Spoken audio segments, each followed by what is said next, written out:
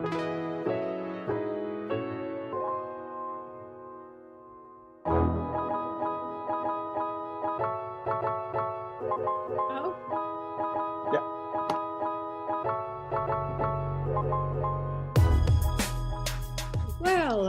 hi everybody. What a pleasure to be here with you today. It has been a while and we have had the end of the year. So it's a special occasion today, isn't it? And well, let me ask first of all, is there anybody who can't hear me? Is everything okay technically? Everybody can hear me? Okay, thumbs up. Okay, I'm going to change my view. Gallery, so everybody can hear me. Great, great, great. So from the world, far or nearby, whatever, so great to see you. I see a lot of faces, I see a lot of smiles and nodding already. That's great, because today we have one of the greatest topic that we can have, I think, for the entire year. I'm not giving you the title yet, but I will give it afterwards. And for a start, let me tell you that I wish you a very, very good year, a year where you can have all your dreams come true and where you have your health booming. Sorry, David, you just said the opposite, but that you may have your health booming and that you may be energized to give a lot of trainings and a lot of coaching. That's really what I hope you will have. So the topic today is Inside Out, Empowered from Within. In my opinion, this is a topic that we choose really, really in a perfect timing, because I think that in the world, people really need to be empowered. They need to be empowered from the inside out, because in the other direction, that wouldn't work, isn't it? We wouldn't be empowered at all. And so many people are in depression, have difficulties, don't know, have fear, or whatever that the people are experiencing today. So this is the session for the year. And I think that all the neurosemanticists, coaches and trainings can be in the forefront of this, as we have been trained by Michael Hall just to do that, helping people. But before we start this session, let me give you the rules to follow to have the greatest workshop possible. We will be spending 90 minutes together. I would like everybody to see if you are muted, because we don't want a lot of noise in the background. If you raise your hand to ask a question, the moderator will unmute you and ask you to ask your question. When you read questions in the chat box, could you please put question in front of the question that you are going to write down to be answered by Michael Hall? It is important for the moderator, because the moderator, if she has to go through all the chit chat that is going on in the chat box, she has a difficult time in finding the right questions to ask. It's also important that you have your video on. Why is it important? Because for the presenter, it is much better to have people there nodding to the presenter, smiling to the presenter, being there and showing interest in what is being said. If you are on iPhone or in the car, I understand you can't always do it. So you are as welcome as those with the video on.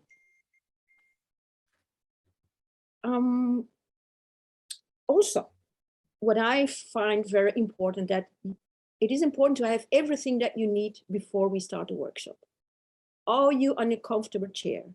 Do you have something to drink? Do you have paper and pen? And the most important, if you have people around you, tell them that you have a learning moment and that you need to be present in the Zoom meeting and that you will be there for them afterwards. If you leave your chair, please stop the video and put the video back on when you are back in your chair. If you need support, please contact the director of your institute. Now, why are we doing these workshops, presentations once a month? Well, these presentations are for everyone in the Neurosemantics community and gives you the opportunity to stay together. Deliberate practice is the best way to grow, to refresh your neurosemantics knowledge and to recharge your energy through the community. It can help us to be inspired and to go in co-creation. Let's join together. Let's be together. Let's cooperate. Let's do trainings together. Let's have new ideas together. Let's see what we can represent in the world. I think that's really an important message. But for now, we are going to do the fun part. And the fun part is, let's share our institutes and ask them to cheer when they see the name of their institutes appearing in their screen. So here's the first one. Jason from America. Do you have some participants cheering for you? Yay! Come on, you can do better. Come on. Woo! Okay, good. Mohammed Tarak, Egypt, come on. You are a Yay! Hello, everyone. Hi. Mesa. Second one. Hey. Go back to South Africa. South African, great. Philippines. Philippines, mabuhay, yellow, ahay, Hi. mabuhay. That's welcome. Welcome. Okay, I learned something. Thank you. Indonesia. Yay! Selamat malam, selamat pagi. Selamat tahun baru. Brazil. Brasil! Brasil! Brasil! Great. Thank you. Australia. Aussie, yay! Yay! Woohoo! Oi. Hey, you and me, Della. Let's go. Yeah, great. Europe. Are you there, Shai? Are you there, Sandra? Come on. Hello, Okay, good. Malaysia? Halo, Happy New Year, everybody. Selamat tahun baru. Good to see you. Latin America?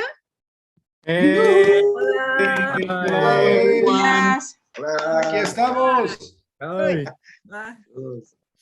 Scandinavia?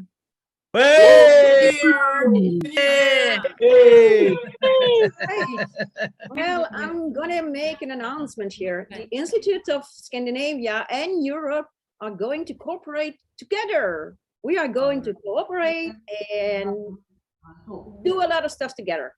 We have our first meeting in a couple of weeks. Isn't that great? Yeah. Wow. Great, looking forward. Okay. And the last one, but not the least, China, Hong Kong. Hello, 大家好。你好，你好。大家好。Hello， 大家好 ，Happy New Year， 新年快乐啊！ Okay, good. Excellent. That was excellent. So, I think I am due to announce you someone that we know already very well. That is David Murphy. He is the President Director of the Neurosemantic Institute International, and he has a special message for you. So David, take it on. Thank you very much, Germaine. Thank you. Thank you all for being here. So yeah, I just want to tell you that the last 2 years have been a test for many of us, if not for all of us. We lost our jobs, our income was reduced, we stopped traveling, we took distance from our friends and families, and in many cases, we lost loved ones. Many people was passed away. Fortunately, we have the knowledge of neurosemantics, and that, plus our personal strengths, have allowed us to get here. Not only have we overcome the pandemic and its respective crises, we have also seized the opportunity to grow, develop, innovate, invent new things and ideas, and of course, to be better human beings, even in a crisis situation. We are starting a new year, and this year will be the beginning of a new stage, both for you as an individual and for our community. My expectation is that the community will be unified in a true spirit of collaboration. I think we are in that pathway already. And for each one of us, this year will be one of recovery, of growth, of expansion. I know that each one of us is faced with the need to support our families, to pay debts, and at the same time to maintain ourselves. However, I want to remind you how great you are, to remind you that you have great potential that you were surely not aware of before neurosemantics. Remember that you came to this world to do something great, to transform lives, to leave a mark. So focus on what you love to do and do it with passion. Forget about the money that always comes as a consequence of doing what you love to and for what you were created. I know that if you follow what I'm inviting you to do, this year will not only be for you to recover, but to grow and achieve everything that you want. So be it. Thank you very much. Thank you.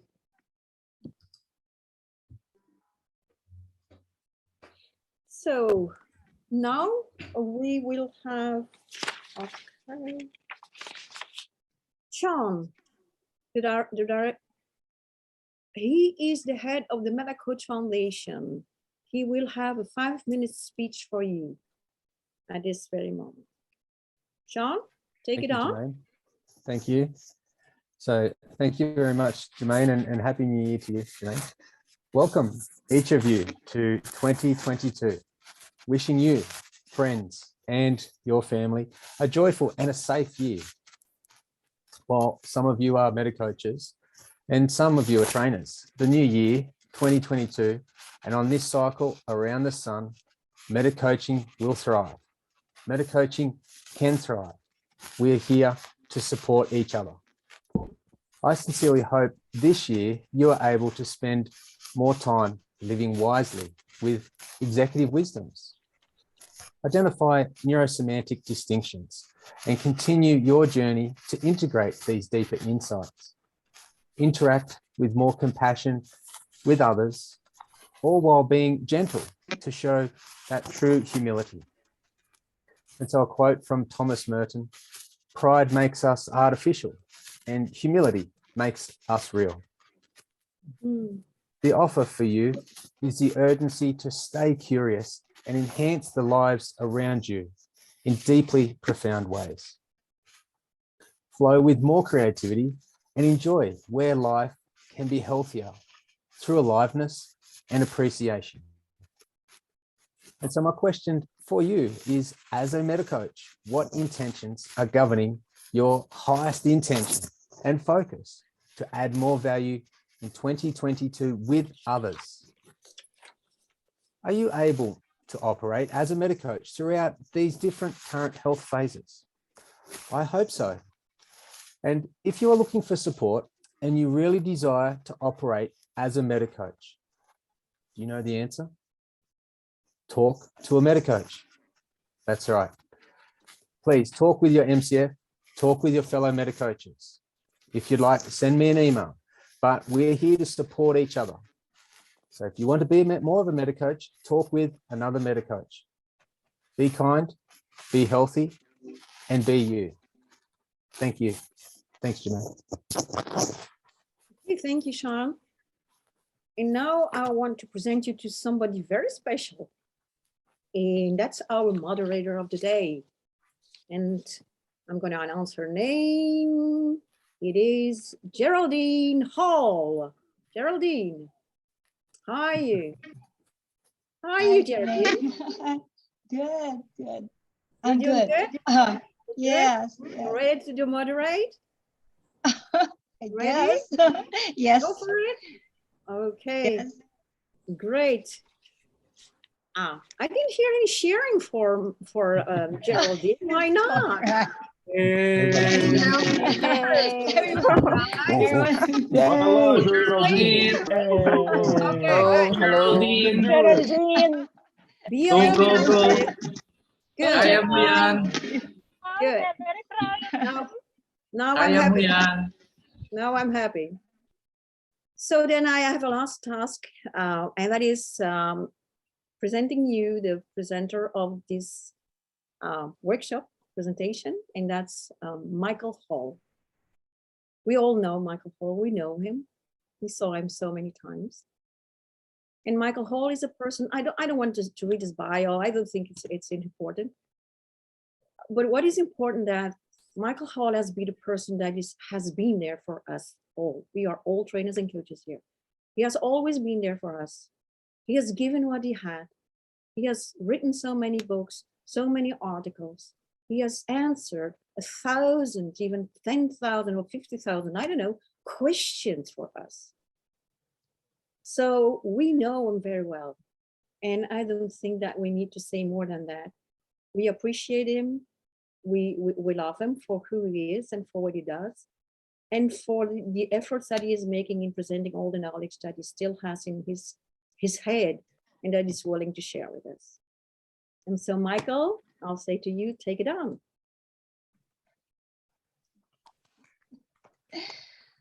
All right. So, okay. All right. Okay. So again, good morning, good afternoon, good evening to my dear fellow coaches and trainers. So it's good to be here and it's good to really be with all of you. And I'm really looking forward to an exciting, adventurous, and wonderful year ahead of us as we learn more about our topic today, inside out, empowered from within. Why? Because we're going to be more unconditional in our responses to what's going on around us. And so it is an honor and privilege and my pleasure to interview Michael on this topic today, which I believe is the ultimate secret, the ultimate key to us being fully human, fully alive, to be able to live the life we are all meant to live. Happy, fulfilling, satisfying, productive lives. And that includes, by the way, our New Year's resolution, keeping them, be able to act on them. And so without further ado, I'm going to get right on to interviewing Michael. And so, Michael, what is Inside Out? So Inside Out is the latest book, and it's something we've written about. It is the secret of life.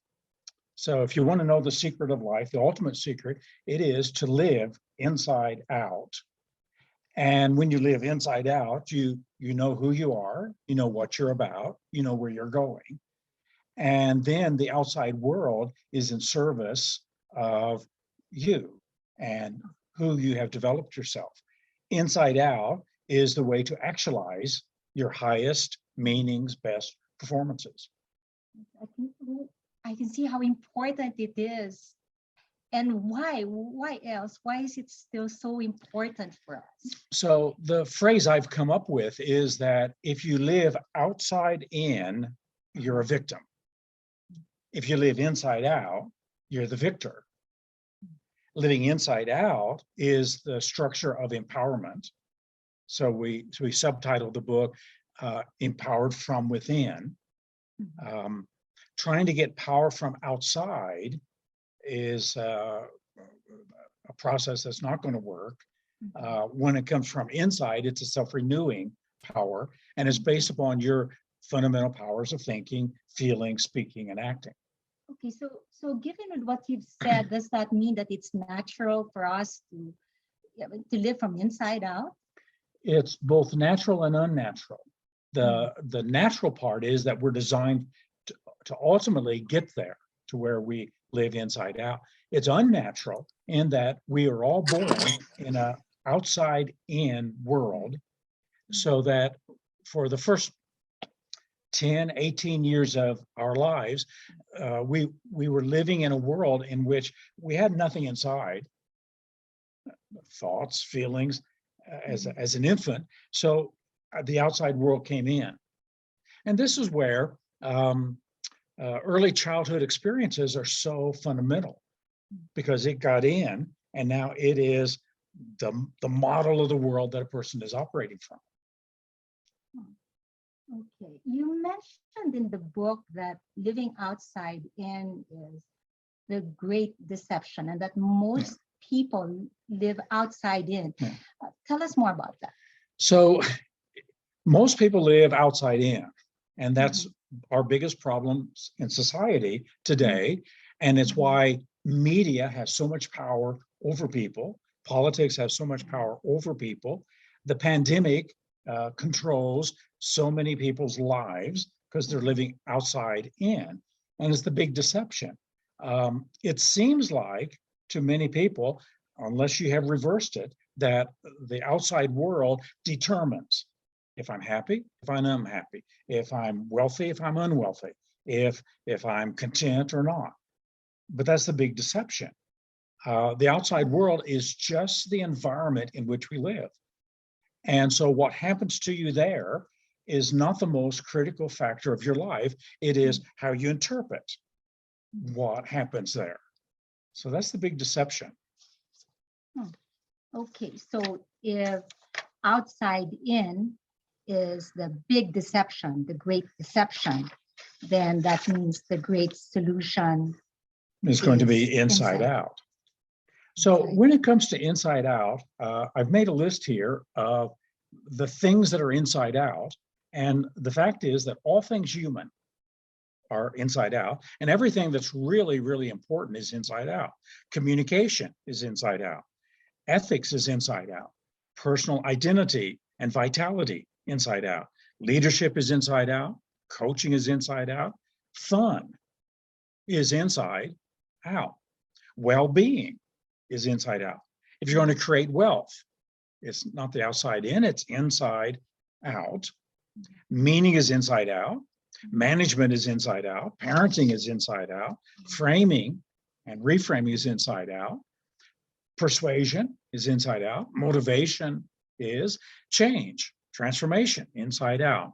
Serenity is inside out. Love is inside out.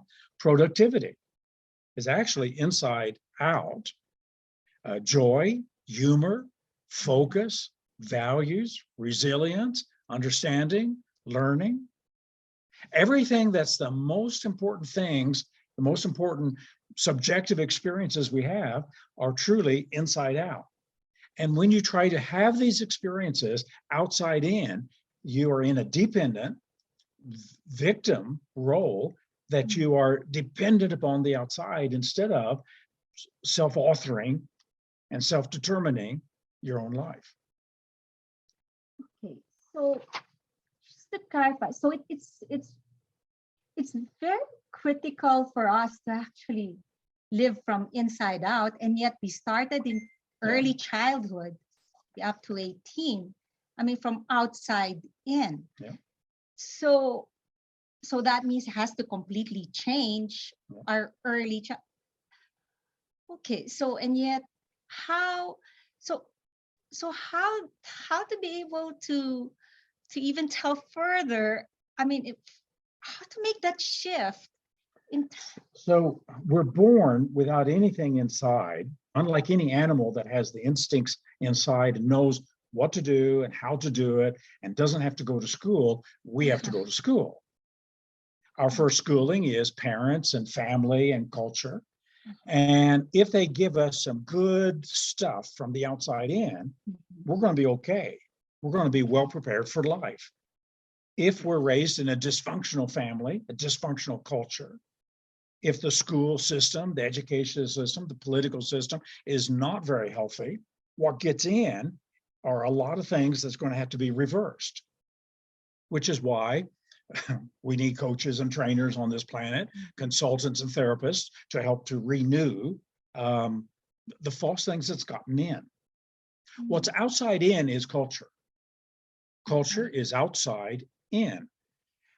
Those who previously came up with ideas about how to live and how to get along and how to build a society, they created the culture. We're born in it and it gets into us. And then at some point we have to reverse it. How do we reverse it? Take ownership. And this is what any child cannot do. A 4-year-old can't take ownership.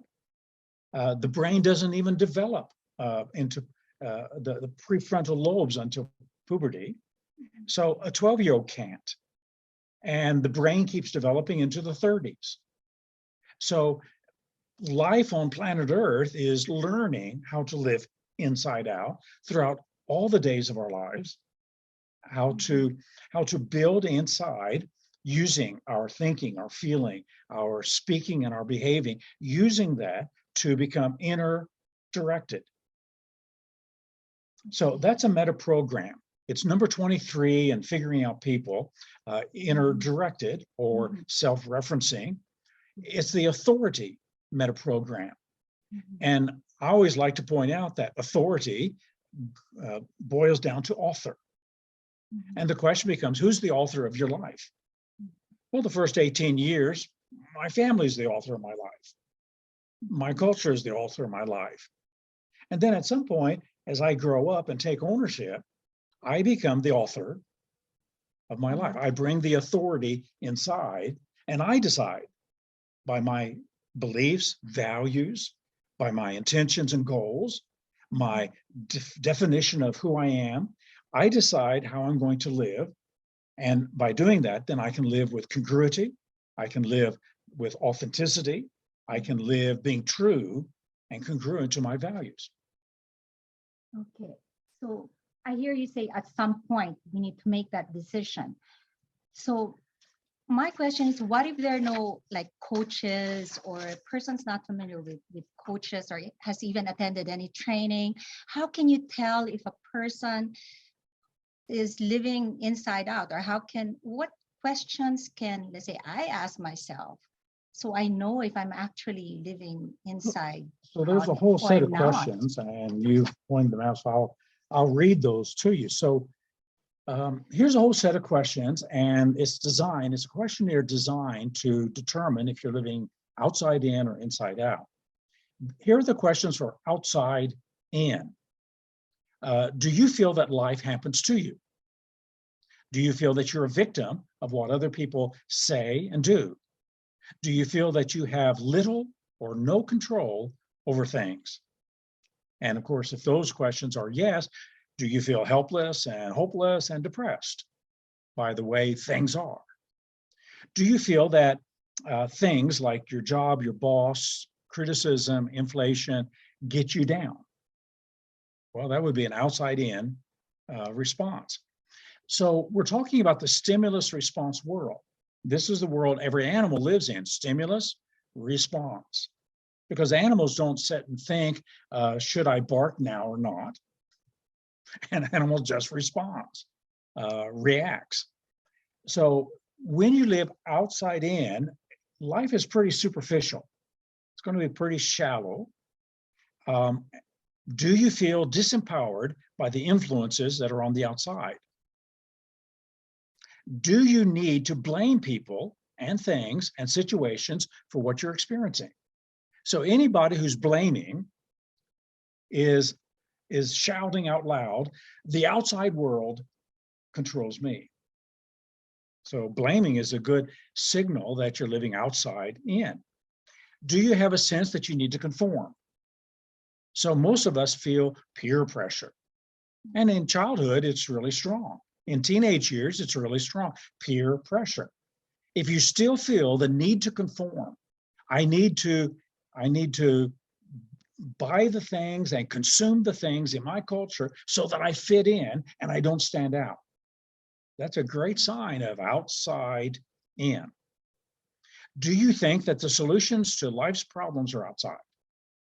So if you think the solutions are outside, those of us who are trainers and we go into organizations typically think the solution is outside.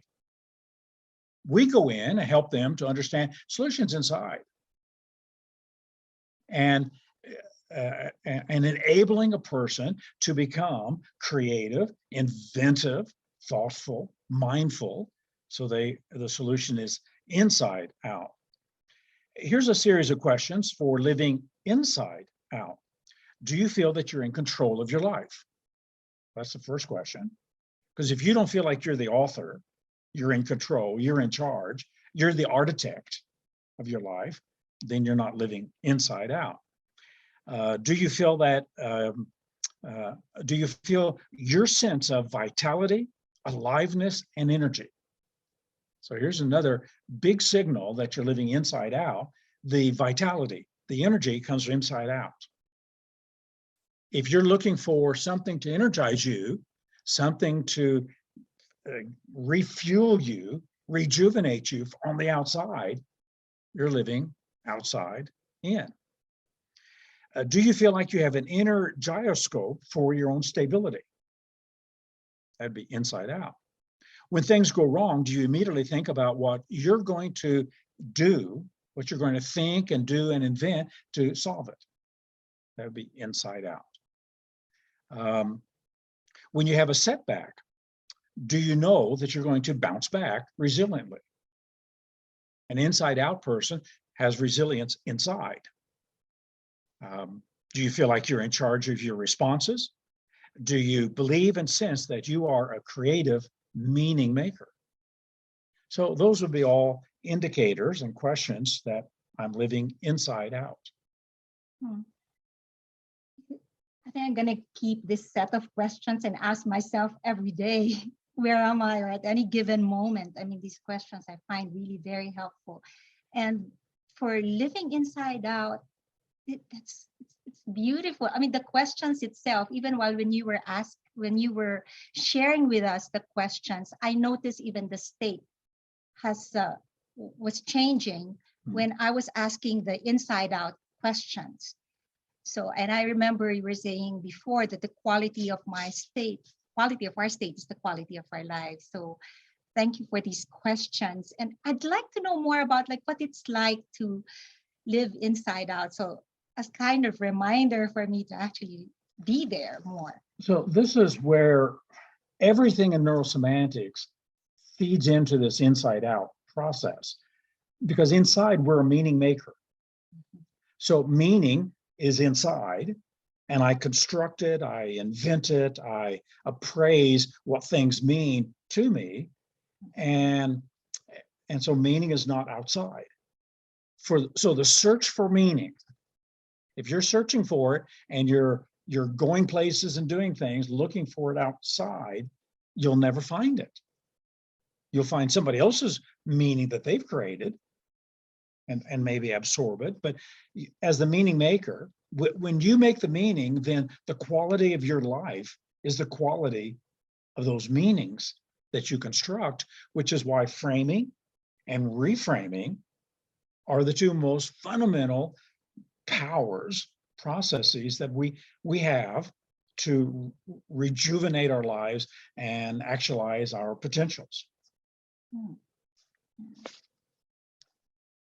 So a follow-up question on a person who is just becoming aware or would like to live more inside out. I mean, if we are the meaning makers and let's say the person is not conscious of the meanings that he is creating, and because externally it's what seems to be the one that's really more real, and in what you're saying, inside out is the one that's real and that's authentic. So how how can a person create the meanings that will actually let the person go inside? This is what we mean in NLP about running our own brain and noticing how you're running your brain. And so these go to the most fundamental questions we ask when we teach NLP. When you think about whatever, how do you think about it? Is there a picture? Are there sounds or the sensations? And these are the questions that invites a person to go inside.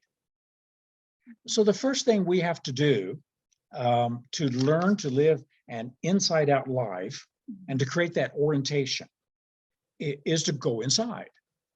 And isn't it amazing how difficult it is for some people to go inside?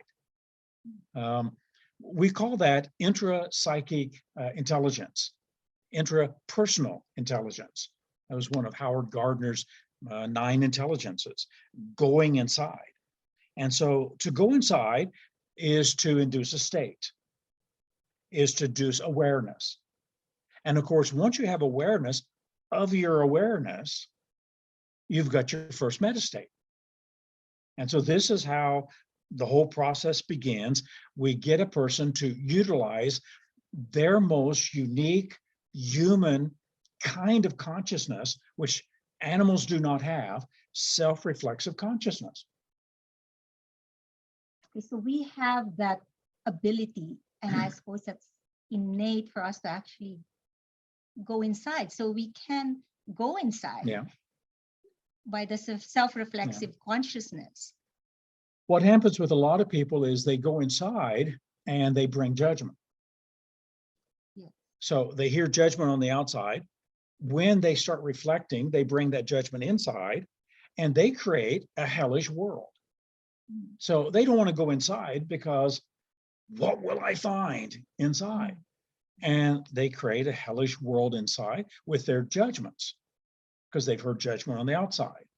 So when you go inside, you have to go in kindly and gently. You have to go in with respect and compassion. You have to go in with a sense of wonderment. I'm a human being and I have all these powers. And now to go in and to nurture yourself as you would nurture any other human being. How to be able to do that? Because a lot of times the harshest critic is ourselves, to ourselves. Yeah. And I notice when we talk about like going inside, a lot of people can really get scared of what they're going to find out inside. And so how to break through that barrier? Well, that's why we say in coaching and in training, if I could hear what you're saying to yourself inside your mind, what would I hear? Is it something that you can say publicly? Because if you're cursing yourself and treating yourself as shit,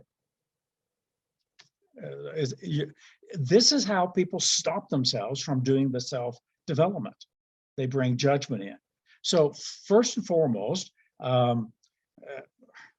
deciding that you're a human being and asserting your value and dignity so that when you do your self-reflexivity, you are treating yourself with honor, with respect, with love, with compassion, and curiosity to discover the potentials that are there.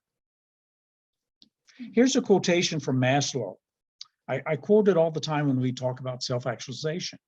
The self-actualizing person is not so much the ordinary person with something added.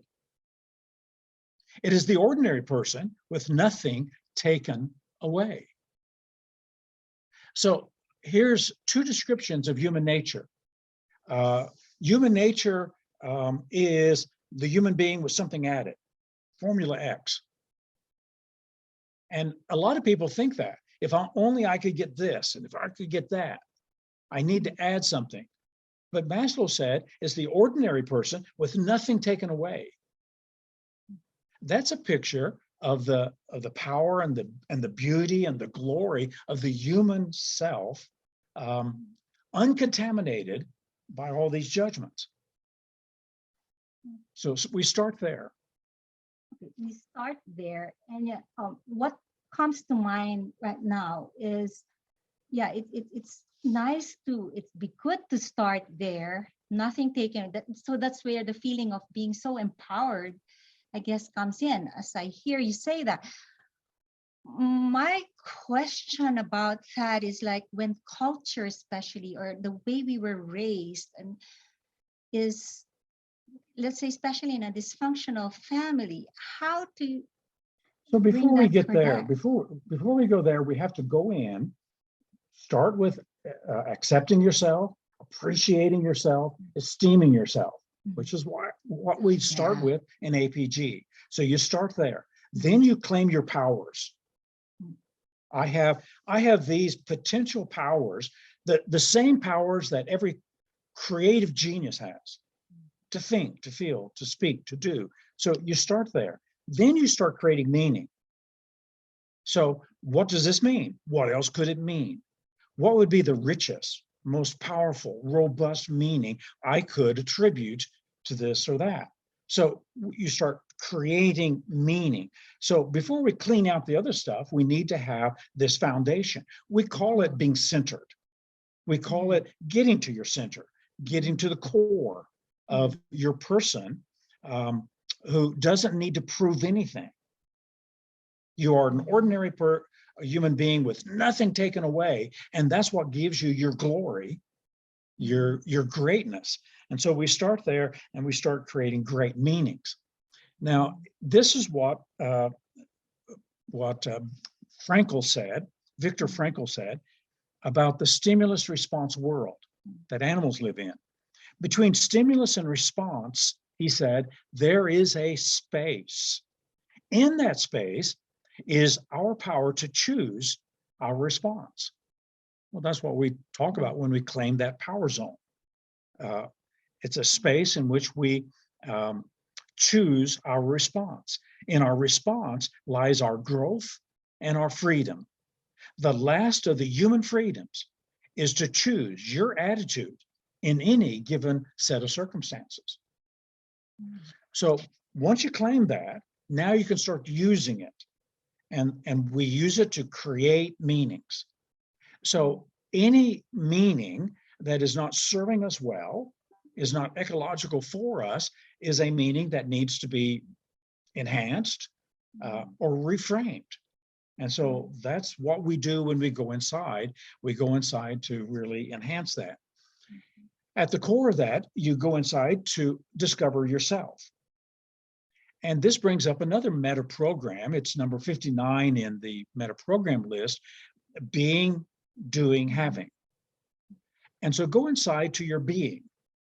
And that's what we're talking about here, being unconditionally valuable, precious, lovable, so that then you're free to do what you can do, your skills, your talents, your competencies, and by doing, then you'll have. Today, culture has got it all turned around. Right. You are somebody depending on what you have. And you are somebody if you are a hard worker and a doer. So do all the busyness and the consumption, the having, and we focus on having and doing, and we forget about being. Right. Inside out is that once you get being right, everything else will flow. Communication will flow, meaning will flow, wealth creation will flow. Everything is inside out. And so we've got, that's how we reverse it. I prioritize being over doing and having. And yet the being is, I mean, compared to physical, doesn't seem as real. And yet that is the one that is essential, and that's the core. And when you say centered, we're actually in touch with our beingness. And when you said about the stimulus response, it seems that there is, when you said there's a pause, there seems to be a pause in between. So is that where, when we call mindfulness comes in? Well, Frankl said there's a space. And that space is when you pause, when you step back, which is how we do the self-reflexive consciousness. I step back from my experience to think about my experience and then choose my response. So that's the choice point. So what else? Okay, we go inside, and then so you discover yourself. You discover your character, your essential person, that you're more than what you do. You're more than what you have. Actually, you're more than what you think, what you feel, what you say. So as we separate that out, we start to create some boundaries. Now in psychology, we call these ego boundaries. The ego boundaries. I invest myself in my thoughts, my feelings, my possessions. I invest myself in those, but I am the person who does the investing. So I'm not that. I'm apart from that. And once you claim that center and that own that center and have those boundaries, now you're so much freer to actually now express yourself. Is that something that we kind of know inside, that we are more than what we are experiencing outside, what we're thinking, is that something that is natural in us? Well, it's natural in that everybody has that sense of self. And if you start asking the question, are you just your body? Are you just your possessions? Are you just what you do? Most of us will answer correctly, no, I'm more than that. Now, what more we are, I don't know. We have all kinds of words, like there's a spirit, there's a soul, there's a person, there's an essence. Whatever that more is, we can step aside and have the sense that I am the one who's doing this thinking. The thinking is not doing me, I'm doing the thinking. The feeling is not doing me, I'm doing the feeling. Now, if you live an outside-in world, you might confuse yourself that this feeling has me, this thought has me, this possession has me, this context has me. Well, that's what we mean by being a prisoner, by being a victim. So that sense of that boundary, being able to distinguish what is outside and what's inside, is critical. As you're saying that, I remind me about the power zone, how critical it is, that kind of what you say, the ownership. Right. So this is what every child needs to start to be, to learn growing up. And then during teenage years, we really need to take ownership of my thoughts and my feelings, which I express in this way, with this language, with this action.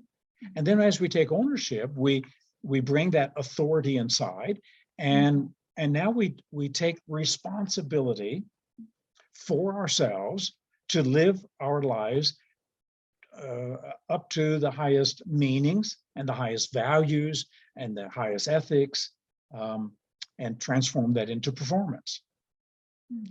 So that becomes the cue. When you do that, you're going to be cleaning out the cultural things that have contaminated you.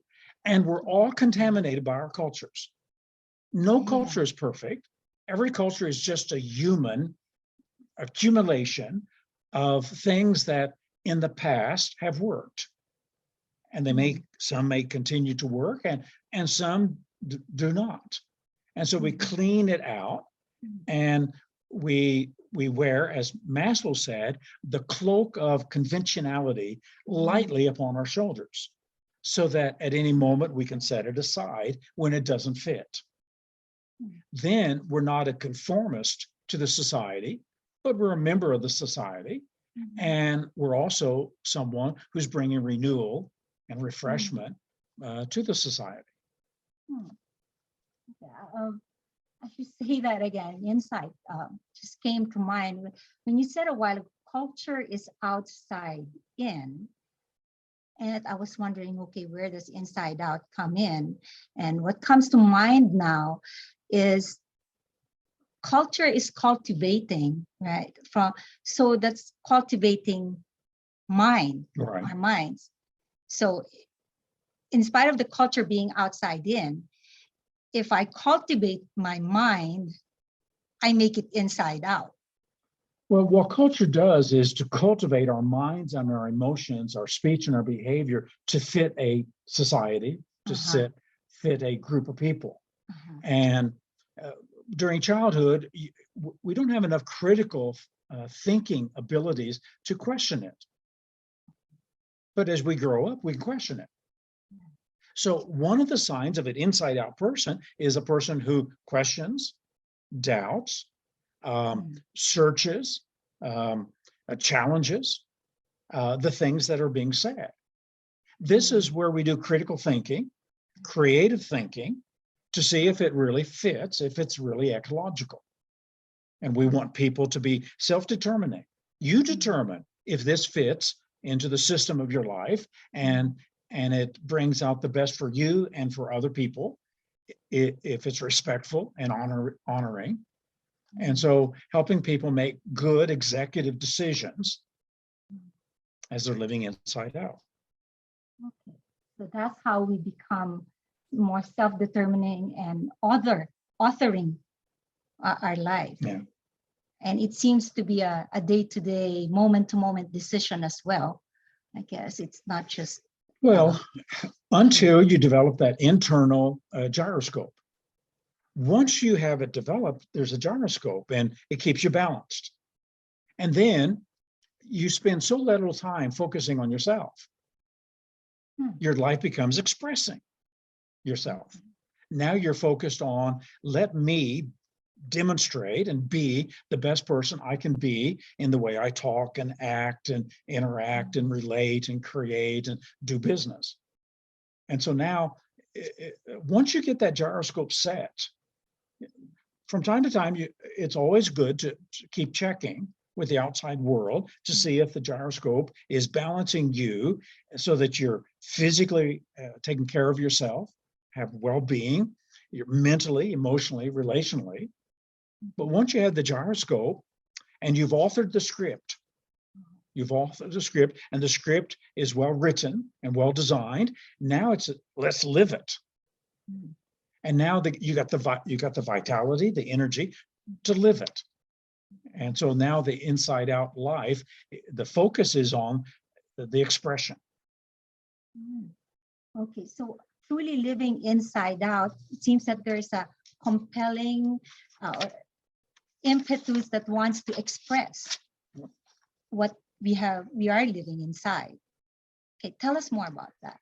So once you develop the inside, you've authored your life, you are now inner directed, you got the gyroscope. There's a danger, and the danger is staying inside. We all know people, we have lost people this way. They've stayed inside, hello, come out. La La Land, is that? So, well, they could get lost in their thoughts and their hallucinations. So now it's time to come out. So it's inside, then it's outside. So we take the inside to the outside, and that's where implementation comes in. That's where translating from mind into muscle memory, so that now I can express it and I can close that knowing doing gap. And now the music that's inside can come out into the melodies that I play. So now it's about outside. And this is where we make our goals or objectives real and actual. So this is where the actualization occurs. Inside is the potential. Outside is the actual. So self-actualization, self-actualizing, neurology, and semantics now manifesting themselves on the outside. Okay. So when you take them outside and manifest, so it's like meaning performance, meaning inside, and then we perform outside. Okay. In psychology, there is a distinction between intrinsic and extrinsic goals. And one of the things I hope all meta coaches are teaching people and all trainers are training people is to beware of extrinsic goals and turn every extrinsic goal into an intrinsic goal. Now, we do that actually with question number 1 of the well-formed outcome questions. What do you want? Not what does your wife want, not what does your mother want, not what does your boss want. What do you want? Is that compelling to you? So we get it intrinsic. If you have external goals, extrinsic goals, which a lot of times that's what New Year's resolutions is. I'm going to lose weight. Why? Well, to conform to our society and to look good and be attractive in our society, people should. Well, that's an extrinsic goal. I'm going to make more money. I'm going to make $100,000. Well, why? Well, anybody who's successful makes $100,000. Extrinsic goals. They're dangerous. They won't make you happy. That you will burn out in your energy. So we need intrinsic goals. Such as? Well, so any goal that fits with who you are and what you're about. I'm going to create wealth would be an intrinsic goal. I'm going to create value, that the value I give is going to produce value in the lives of people. It's going to make their lives richer and fuller.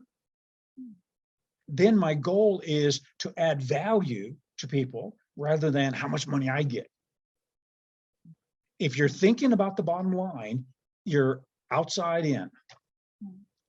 And this, how many organizations that is their disease? The return on investment, the bottom line, this quarter. It's an extrinsic goal. It's outside in. No wonder organizations burn people out, use people instead of creating a collaborative workforce which shares a vision that people are energized to go do. So I guess it's time to rewrite those New Year's resolution and be able also to define the goals. I mean, I make the distinction between extrinsic and intrinsic goals, even with organizations. Yeah. Okay. And so now what happens? Okay, we inside, and then we take them outside, and then now what? So that's it? Well, so now I take it out to express it. The next piece is I'm going to set up this loop, this inside, outside, inside, outside, inside loop. We call that feedback. Okay. So when I take it out, I need to check on the outside. Does it work? I need to test it. This is the scientific model. I bring it out, test it, refine it, express it again, refine it. It's the continuous improvement loop. So the orientation is inside, outside, inside, outside, inside. It's an orientation. And when you have that orientation, there's going to be a continual renewing process, rejuvenating process. And so people feel continuously invigorated and inspired. Here's a question to tell if you're living inside out or outside in. Does your inspiration run out? What do you mean? If your inspiration runs out, if you get burned out, if you become low motivated, it's probably outside in. If it's inside out, there's going to be a self-renewing, rejuvenating, because you're tapping into the being values and the being needs that Maslow described in the being realm. And unlike outside in, outside usually is deficient. It's a deficiency model. The more you use it, the less you have of it. Inside out is the more you use this, the more you have it. It's the more, the more.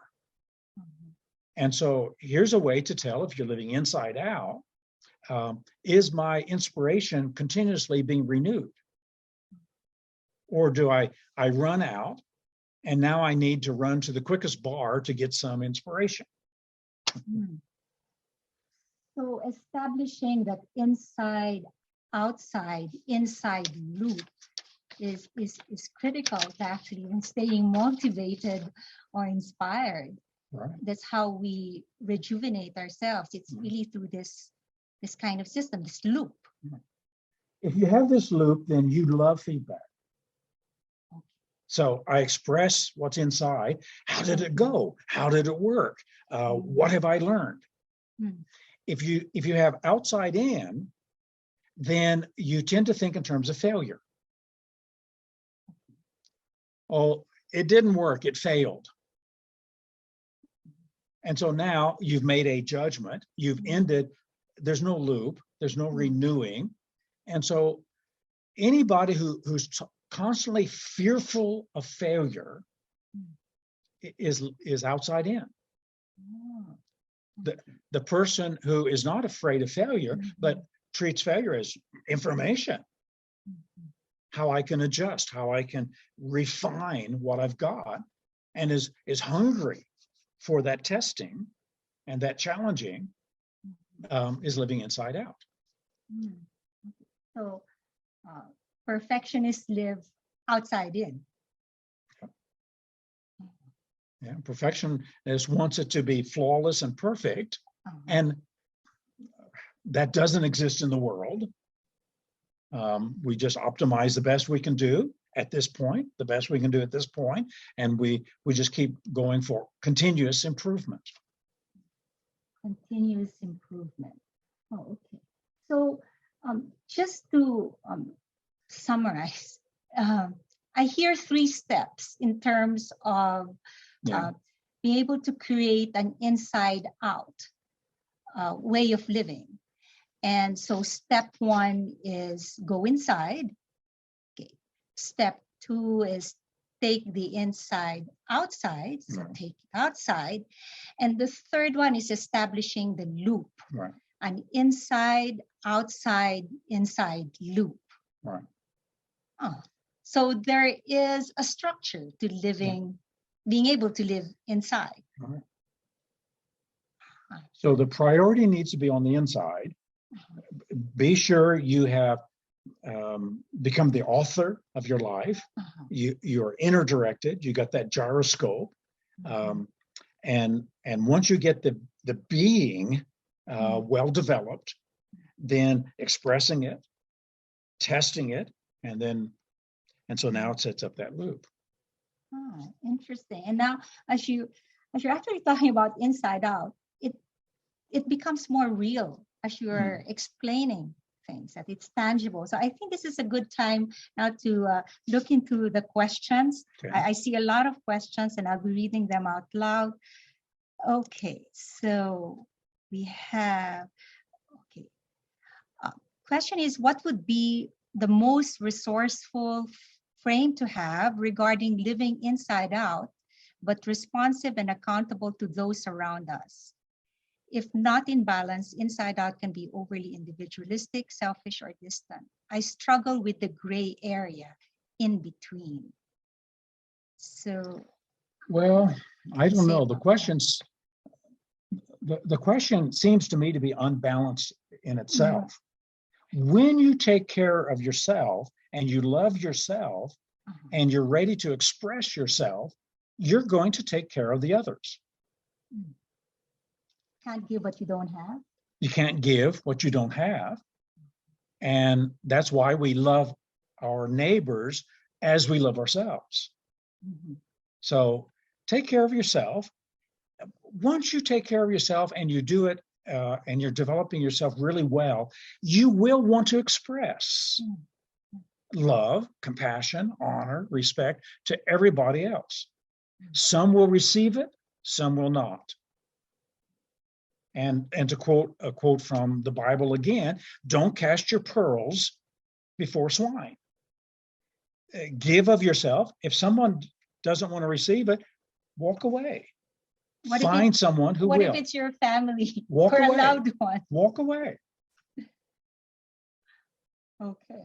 Because otherwise you are saying this toxic environment, I will serve this toxic environment, even if it's sickening and it reduces me and diminishes me and makes us all dysfunctional. The outside world, if it's dysfunctional, try to change it. If you can't change it, then accept that that's what it is and go somewhere where your glory, your greatness, your authenticity can be appreciated. Don't cast your pearls before swine. And if that happens to be parents, walk away. Okay. Oh, which brings to mind, what can parents do actually to be able to develop that inside out for their children? The frame is, I want people to be self-determinant. This is what every parent, every coach, every trainer, every consultant, I want them to be self-determinant. I'm going to empower them from within. What do you think? What do you want? If you do that, what's the consequence that you're creating for you? Which is very interesting with the culture I grew up with. It's more of like when kids are to be seen, not heard, and not, you can't question. So this is challenging. So those are good toxic examples. Children should be seen and not heard. I mean, how toxic is that for parenting? That is absolutely toxic. Children should be seen and heard. They need to have their voice. They need to be given a voice and allow their voice to be said. And then they can learn to express their voice when they disagree in a agreeable, respectful way. So we need to empower them to be fully themselves and to question. So it's toxic for a school teacher to say, don't you question me. Well, question them. So from Yochni, living in the environment that need us to expand too much our meta program, can it make us less inside out? Well,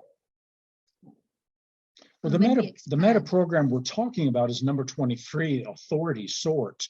And we're all born on that continuum with no authority inside and all the authority is outside. As we grow and develop, then we should be bringing more and more authority inside so that I can become a responsible person, the author of my own life. And so that one needs to be external, internal reference with external check. Internal reference, external check. The internal reference is inside, the external reference is expressing outside and creating that loop. Right. Oh. So that loop is critical. It's not just like taking it outside, also bring it inside again and then taking it outside. Okay. So from Antonius Hario, how about people attending motivational session or training? Are they living outside in? And I must well add about even the self-help books. Yeah. So being an inside out person, I'm going to go outside to look at every resource I can find. Whether it's a motivational workshop, whether it's a book, whether it's a research study, I'm going to go out and bring in good stuff. So one of the false things is that you can invent everything by yourself. So I'm not going to invent the computer. I'm going to go out and study how the computers work and how to utilize them. So I'm going to go out to the culture and to society and get the good things and bring them in. This is what learning is. Learning is being able to be curious about what else is out there and what else could enrich lives, and to go out and to receive. So now this is that loop of bringing it in to see if it fits my values, my beliefs, and how it's going to help the person inside grow. All right. So from Irfan, is there any use for living outside in? The only use of outside in is when you're modeling. So every time I've done a modeling project, I found someone on the outside who was an expert, who was very skilled to do this or that. And so I go out to find out what's inside there that I can bring and now replicate inside. So modeling is outside in, but that's really the only thing. Oh, okay. So a follow-up question, does that make inside out more important than outside in? Yep. Yep. And yet you mentioned in your book that it inside out or outside in, not one is more important. No, In what context did you say that? the inside is more important. If you don't have an inside, there's nothing there, and then the world puts their imprint on you, making you in their image. And then who are you? You've just lost yourself. So inside first, build that up, and then have some good boundaries, and then express your highest meanings, values, ethics in that performance. Okay. So I guess what you meant in the book about not one is more important is because of that system that you're saying, the inside, outside, inside loop, and it has to be in the proper balance and sequence when you're All the saying variables are important. Oh, okay. So it was in that context. Okay. So from Wisrael, steps to really living inside, we've answered that already. So from Jermaine, is it so that the more we know ourselves, the more we can live from inside out? Then do we need to work on ourselves to become more and more inside out? Right, right. So we sat at a coffee shop the other day, and a young man was saying that he was focusing so much on what he was doing, and he's doing a lot and creating a lot of things to have. He says, the beingness, I just don't even think about. And my comment to him was, use your self-reflexivity, and every day, at least 10 minutes every day, just think about, how am I doing? How is my character doing? My ethical character? How is my sense of inspiration in the inside? What am I living for? My purpose, my highest intentions. How am I getting along with my family, my children, my friends? So be self-reflective and think about yourself, how you're doing in all the systems of your life, and that moment of spiritual awareness of yourself, as your spirit is expressing itself, will help you to know yourself better, and then be able to know how to express yourself better. So these questions, these self-reflective questions, when would be a good time to ask that? I suppose like daily, and at what point? Is it, some people would do it by the end of the day or start, but any recommendations or at any given moment, what would you recommend? It really doesn't make any difference, just so that you're doing some self-reflection. Okay. And 10 minutes probably is sufficient for most people, 10 or 30 minutes. When you meditate or you become mindful, you take a moment to savor the life force that's inside you. Is it also important to write it down or to reflect on, instead of just like letting it writing down, then you can reflect upon that, what you've externalized, and it becomes an object to you, and it helps with the reflection. Okay. So from Anthony into, what would be the distinction between living inside out and living a self-actualizing life? They're one and the same. Yeah, it's how we actualize. So the actualization is the going out. The self, being the potential of the self, is actualized in going out. And so you have your ideas. If you never express your ideas, they can grow sick without that external expression. because that's where the fresh air is, and that's where you can see, do they work? So how can one grow sick? Well, anything that does not express itself outside in the sunshine is going to be just in the dark. A person can be in the dark with their own thoughts because they never said it out loud. If they said it out loud, they might even say, I can't believe I said that. Or somebody else might say, what? And it gets tested. So keeping secrets inside yourself is a way to get sick. So it's pretty dangerous to get stuck inside as well. What do we do in therapy? Anything that comes to your mind, just say it. We don't censor. We break that old censorship that Sigmund Freud talked about. Just anything that comes to mind, say it. Because by saying it, you get it out.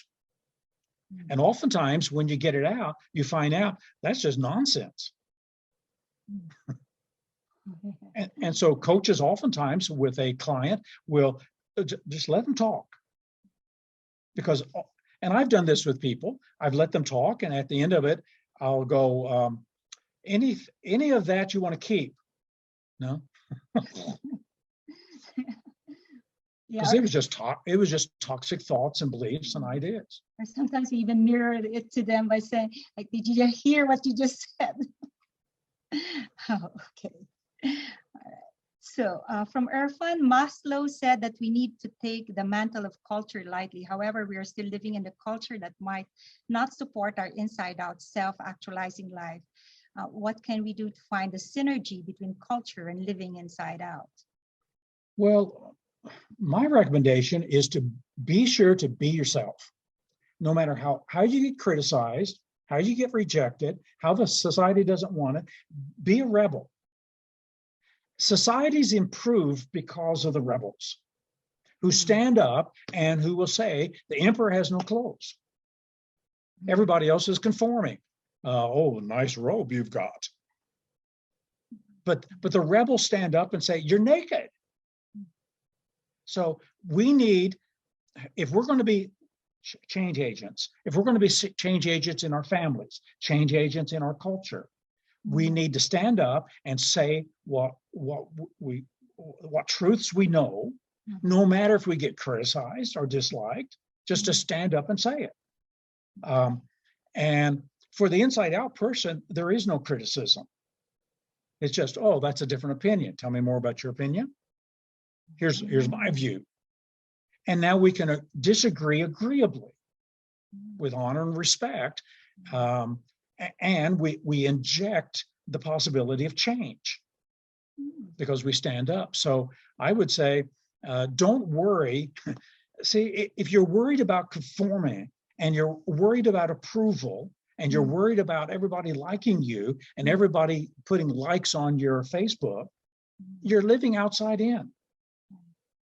And you're not living an authentic life.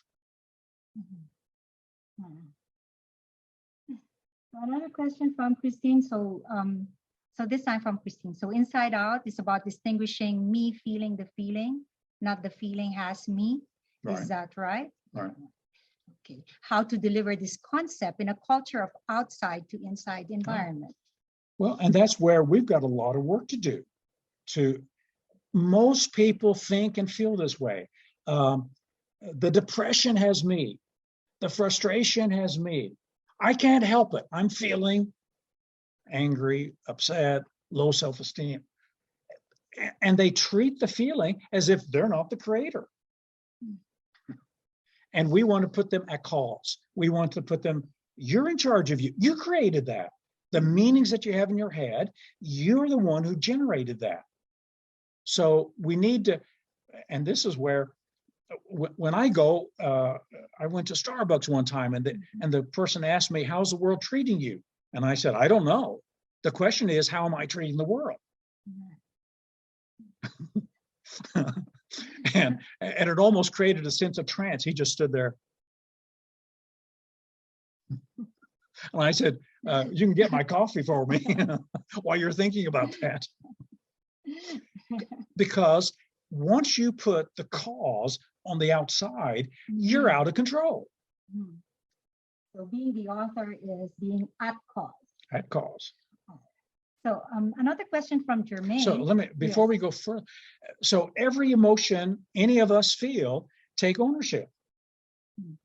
How am I creating this depression? How am I creating this anger? How am I creating this joy? How am I, every emotion you have, you created it.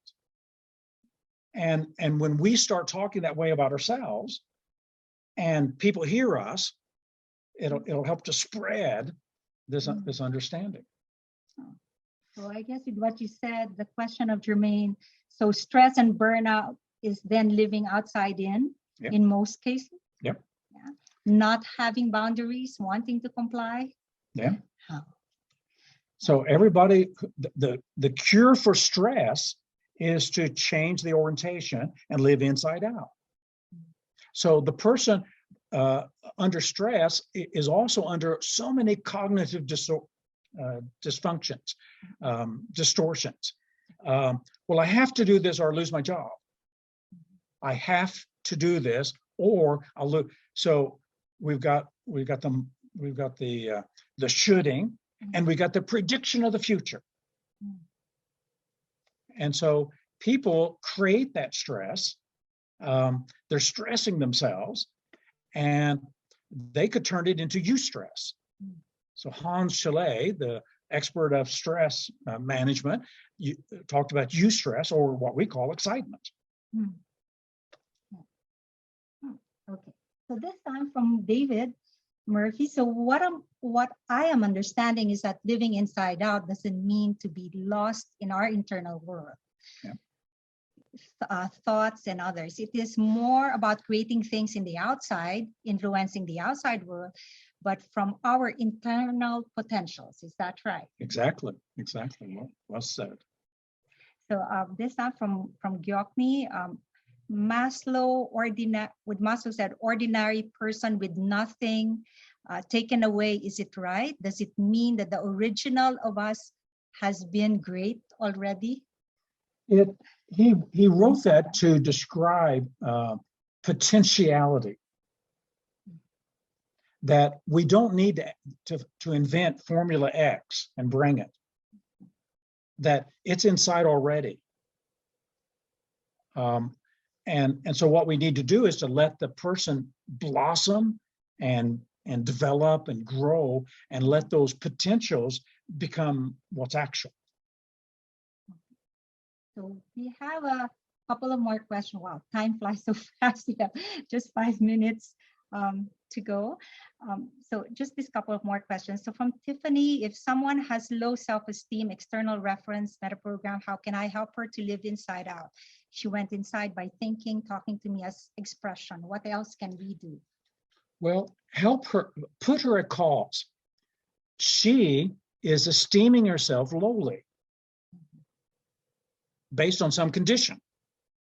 So it's conditional, based on something, looks, money, position, title, status. She is doing that with her values. The question is, does it work? So if you keep doing what you're doing, you're going to feel lower and lower.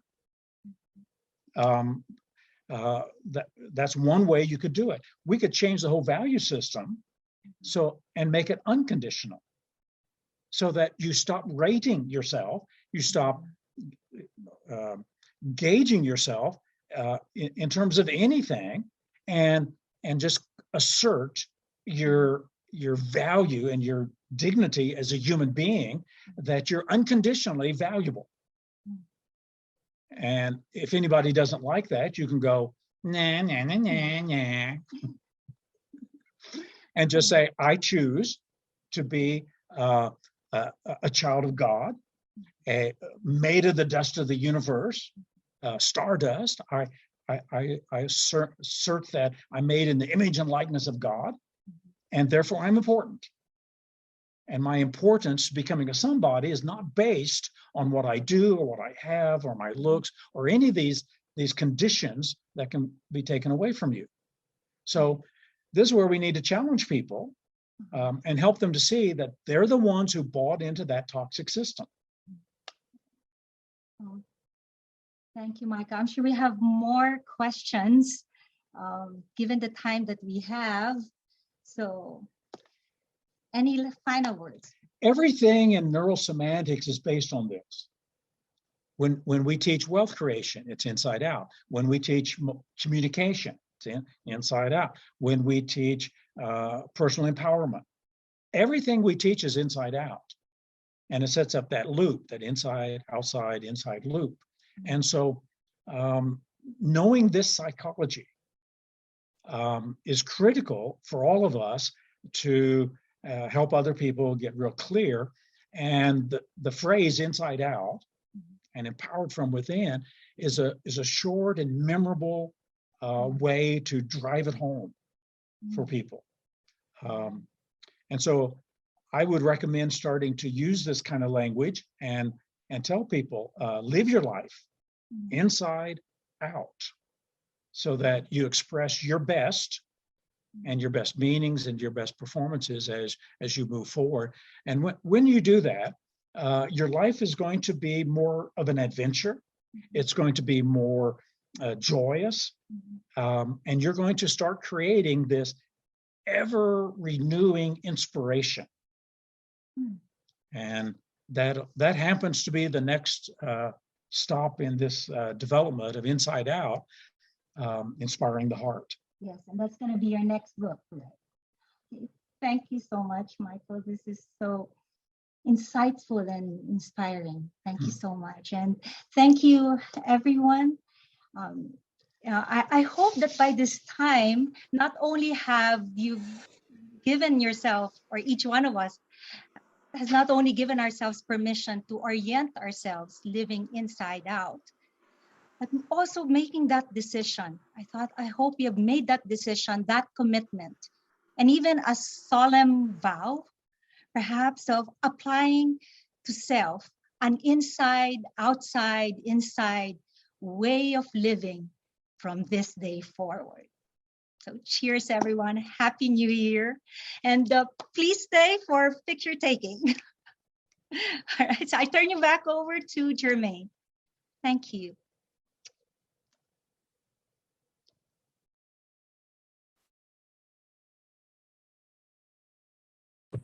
Jermaine, you are on mute. I'm mute, sorry. I wanted to keep it for myself, sorry. So I want to thank you, Geraldine, Michael. This was amazing for me. I have papers of lines that I wrote down, all pearls, things that I can put in my backpack and take with me. And I hope that everybody did that, wrote it down in offshore, because we can always look at the video again, but having those lines is invaluable for me. Thank you, thank you, thank you. I'm going to take the picture now, so everybody have a big smile. Oops. Ooh, doesn't work. Sorry, I'm going to try it again. Please stop the chat room so no windows pops up below. Oh yes, sorry. If we are taking the pictures, please don't type in the chat room, because then it will pop up and the people in the lowest row will not be visible. So I'm going to do it again. So have a big smile.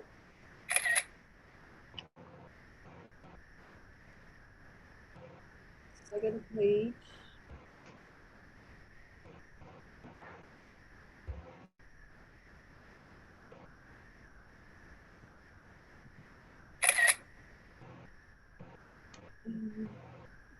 Third page.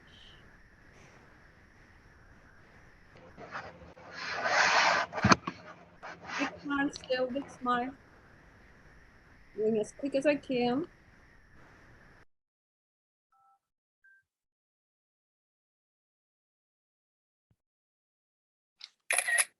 I need to rotate.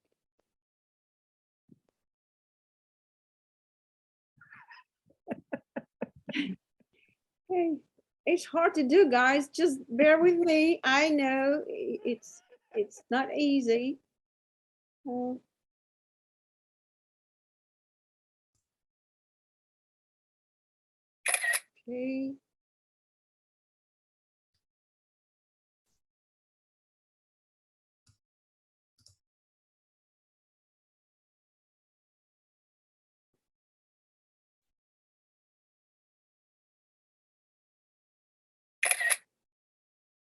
Two pages to go. Don't panic. Panic, Jermaine, panic. Yeah, two pages to go. Doesn't work all the time, so first time I'm doing it. One more, please. One more. So last page, babe, last page. Woo. I'm learning.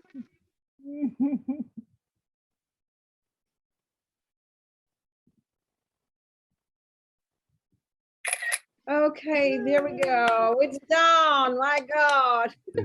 Yay, Jermaine actualize it.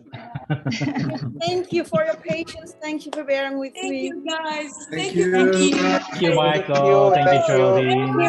Jermaine. Thank you very you. much. Happy New Year. Everyone. Thank you, everybody. Hallelujah. New Year.